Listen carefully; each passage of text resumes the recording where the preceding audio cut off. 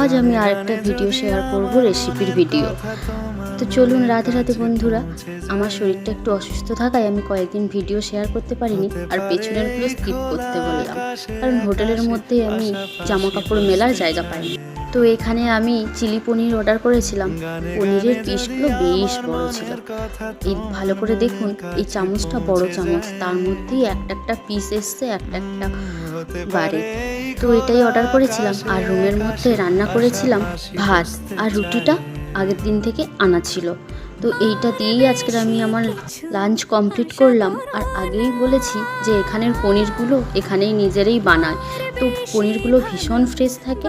তাই আমি বেশিরভাগ যতদিনই অর্ডার করেছি বেশিরভাগ পনিরটাই অর্ডার করেছি, কারণ পনিরটা ভীষণ ফ্রেশ। আর আমি একটু ফ্রাই করে দিতে বলেছিলাম ভালো করে, তাই ওরা একটু বেশিই ফ্রাই করে দিয়েছিল। টেস্টটা বেশ ভালোই ছিল। আর এরপর বিকেলবেলা